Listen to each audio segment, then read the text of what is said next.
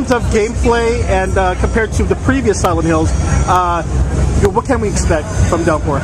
Well, you're not going to expect a console crash. Have to reset. This one's open right here if you want to play. Yeah. So what you can expect is a really deep, multi-layered story. We really focused heavily on the character development this time around. We got an awesome writer, Tom Waltz, who did some of the past Silent Hill graphic novels. So he's got a little Silent Hill fan community all to his own, so we're really lucky bringing him on board. So we worked really closely with Tom and myself and Devin and Tom Hewlett, who's also been on the series a long time, to create a really in-depth story with multi-layered characters. You're going to want to play through this game several times, because even though we have multiple endings, and you're going to get those different endings depending on your actions in the game, but even when you get those endings, you're still going to want to go back and replay it, because not all the questions are totally answered nice and neatly for you. So there's various endings. How many hours of gameplay do you?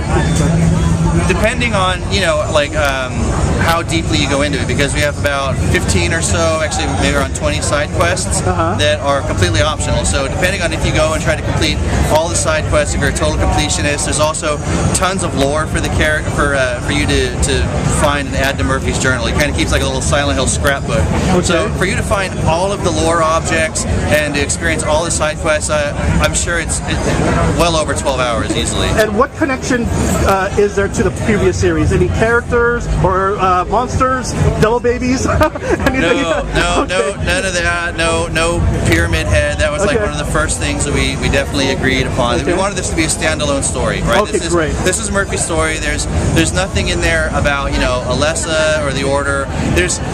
I'll say that there's little hints in there, so that for like hardcore fans, if they're looking for stuff, they will find references to the overall lore. But this is totally Murphy's story. This has like nothing to do. You're not going to discover he's like an orphan child from the Order or anything like that. It's definitely this is what happens when a person with a really shady past finds himself trapped in Silent Hill. And how does the sound play in terms of enhancing the horror, that scary feeling that Silent Hill is known for?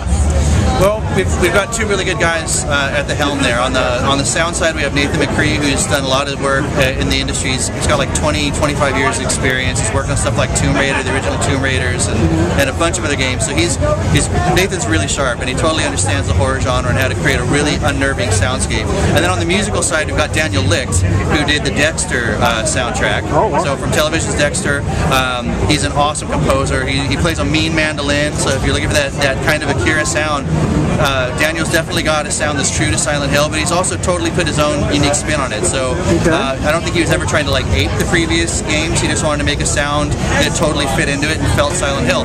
And I think if you look at the fan sites, everybody was all up in arms when they heard that Akira wasn't coming back. But as soon as they started hearing Daniel's stuff, all of that stopped.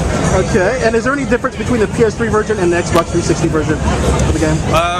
Well, the PS3 version's got one exclusive, which you'll see running here, is the 3D support. So on the Sony PlayStation 3, we've got full support for 3D, so you can totally immerse yourself in the 3D.